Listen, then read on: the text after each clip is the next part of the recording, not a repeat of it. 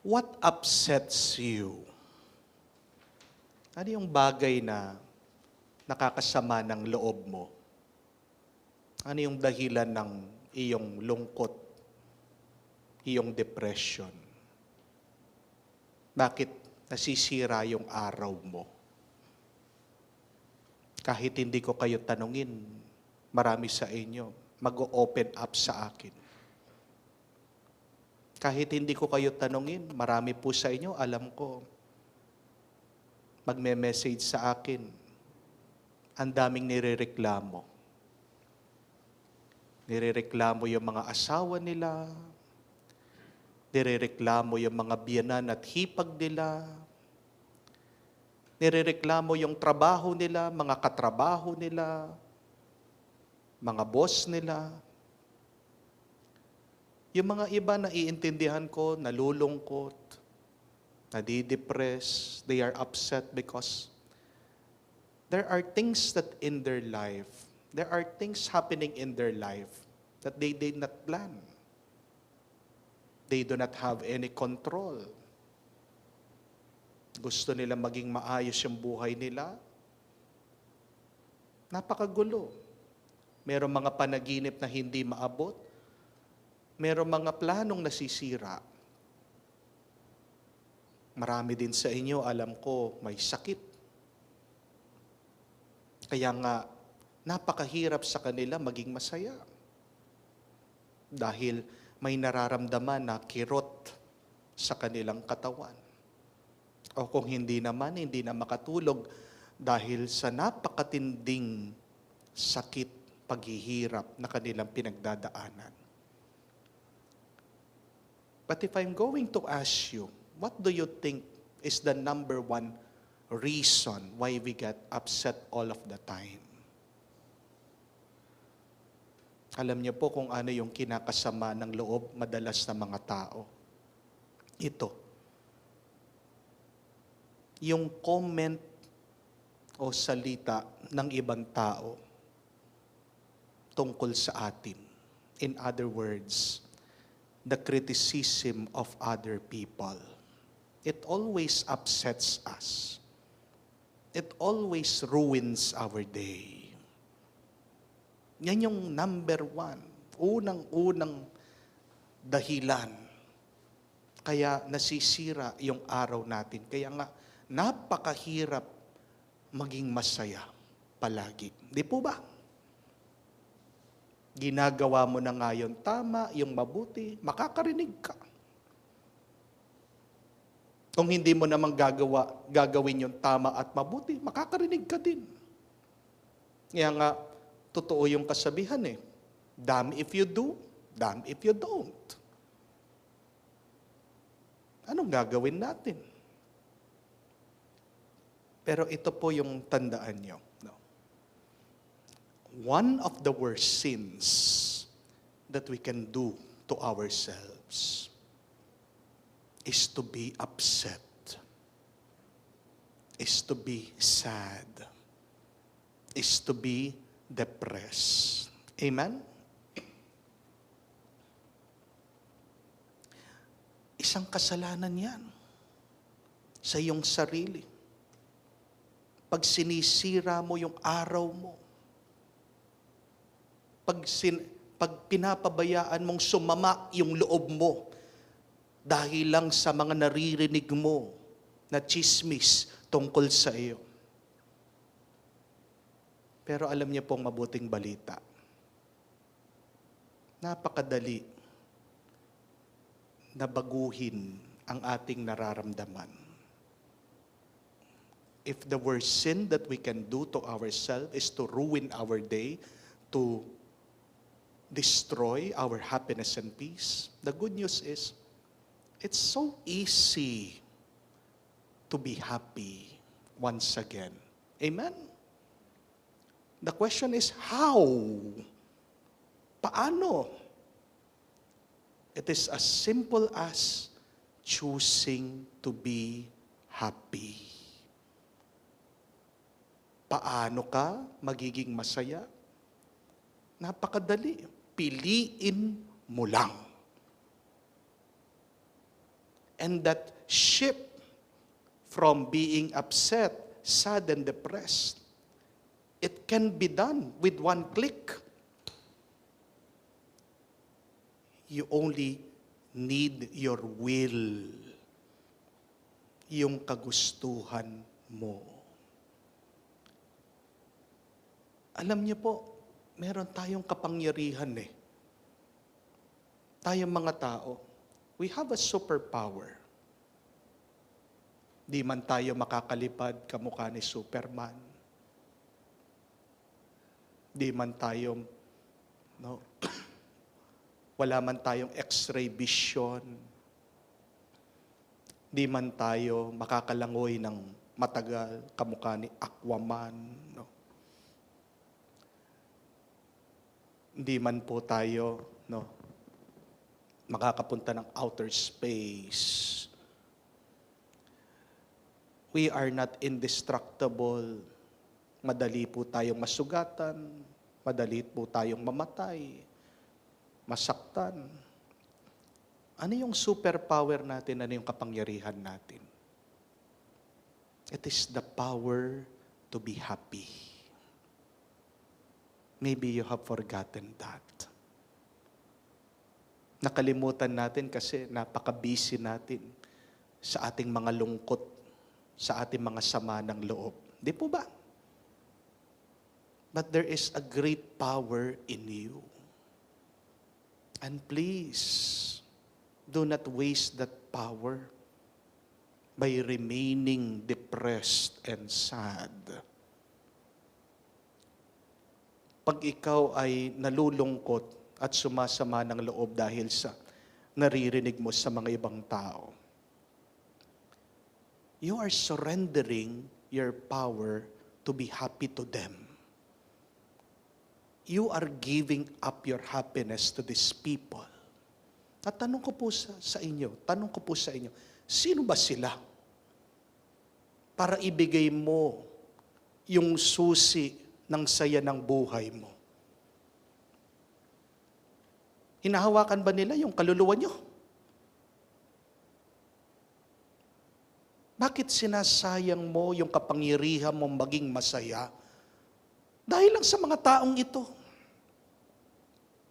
O kahit na meron kang sitwasyon ngayon na hindi mo gusto, napunta ka dyan. Kamukha sa mga utang mo.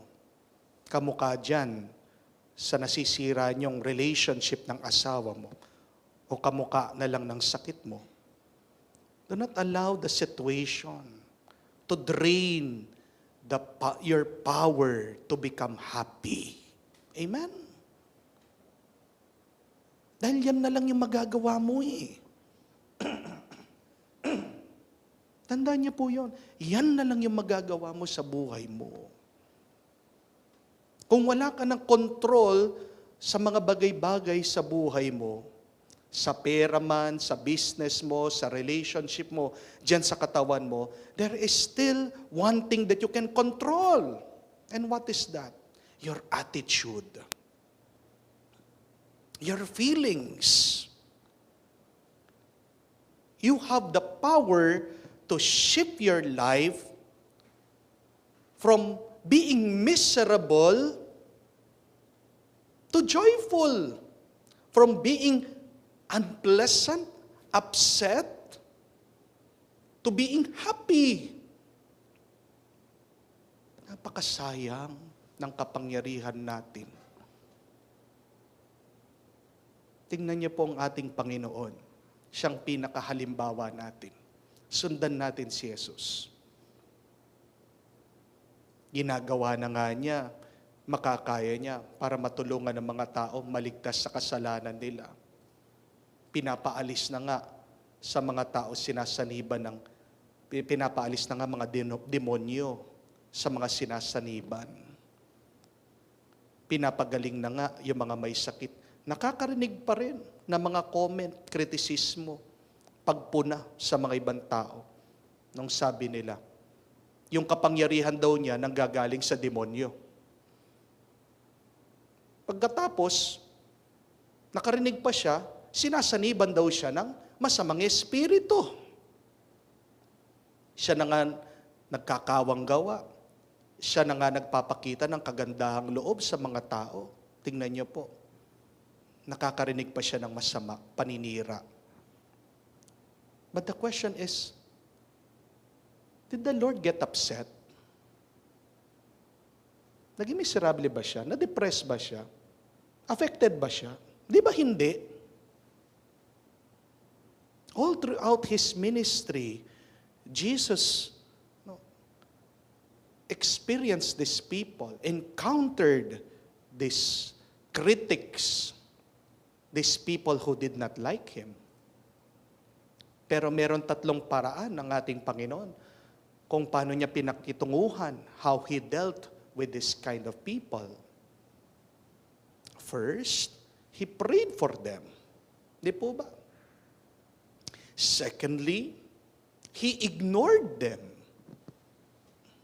Hindi niya sinagot yung mga paninira nila. Isa nga, malakad lang siya. Sa gitna pa nila. Maalis siya, iniiwanan niya. Pero pangatlo, narinig natin sa Ebanghelyo, sinagot niya, tinuruan niya. Use those three also. Whenever you experience and encounter this kind of people that may accept you, pray for them, ignore them, but it is also important to talk to them, to teach them. But do not get angry, do not get upset, do not be sad, do not become miserable. That is the reminder. Dahil tandaan niyo po ito, wala pong masama at mabuting tao. You may be surprised with that statement. Amen? Kasi paniwala natin, pag ang tao gumagawa na masama, masamang tao yan. Chismosa yan, marites yan, masamang tao yan. But remember, there are no good and bad people. Dahil patuloy pa rin ang kwento natin. Only in the end, doon lilitaw sino talaga yung mabuti at masama. Wala pang final judgment eh. Pero anong ibig sabihin nung walang mabuti at masamang tao? Ito yung ibig ko po sabihin. Ang makikita mo, yung mabuti at masamang ginagawa ng tao. For me, there are only two kinds of people. A happy person and a sad person. Amen? At mahalaga yan. Tandaan nyo yan. Tingnan nyo yung mga nakapalibot sa inyo. Tingnan nyo yung mga tao. Bakit mahalaga na malaman mo, makita mo, makilala mo, sino yung masaya, sino yung malungkot at miserable? Because a happy person will always make the good choices. Ang isang tao na masaya, palaging gagawa at gagawa ng tama. Amen? Ulitin ko po yun. Ang masayang tao, palagi pipili at gagawa ng tama at mabuti. Pero ang miserableng tao, ang malungkot na tao, palaging pipili yan at makakagawa ng mali, ng kasalanan. Si Padre Pio, siya yung po nagsabi. Padre Pio reminds us, do not allow sadness to dwell in your soul. Why? Because it will make it very hard for the Holy Spirit to act freely. Sabi po ni Padre Pio yun. Pag malungkot ka, mahirap na mabuhay at gumalaw ang Banal na Espiritu sa iyo. Kaya nga, pag malungkot ka, makakagawa ka ng kasalanan, makakasakit ka, makakapanira ka ng ibang tao. Amen? Kaya nga si San Pablo, paulit-ulit sa mga sulat niya, pinapaalalahanan ang mga komunidad, always be joyful, always be happy. Sabi nga niya sa sulat niya sa mga tao ng Pilipo, rejoice. And I say it again, rejoice. Rejoice always in the Lord. You do not need any reason to be happy. Pero sinasabihan sila, rejoice. Matuwa kayo. And if you need a reason to be happy, then look at the Lord. Amen? The Lord will make us happy. And when you're happy, you can do good and holy things. Amen? At tignan niyo po ang kapangyarihan ng tuwa, ng galak, ng saya. You would read this in Psalm 37. Sabi po niya, delight yourself in the Lord, and God will grant you the desire of your heart. Yun yung kailangan para ipagkaloob ng Diyos sa iyo. Yung iyong hinahanap, yung iyong panalangin, yung iyong dasal. You need to be happy. Your soul must be full of delight. May tuwa, may galak. Mahirap para sa Diyos ang ipagkaloob niya yung hinahanap mo kung malungkot ka, kung miserable ka, kung nagrereklamo ka. Amen? Kaya nga, let this be a reminder to all of us. God has given us already this great power. And what is that power? The power to be happy. Rejoice, be happy, and you will do good. Choose to be happy, and God will give you the desires of your heart. Huwag kang malulungkot dahil sa paninira ng iba. Huwag mong isusuko at ibibigay ang kapangyarihan na pagiging masaya dahil sa mga taong ito. Dahil kung palagi kang nasa Diyos at kung palaging nandiyan ang Diyos sa iyong buhay, sapat na yon para maging masaya. At pag may tuwa at saya ang iyong buhay, makikita mo, palagi ang pagpapala at makakatanggap ka palagi ng bendisyon sa Kanya. Amen.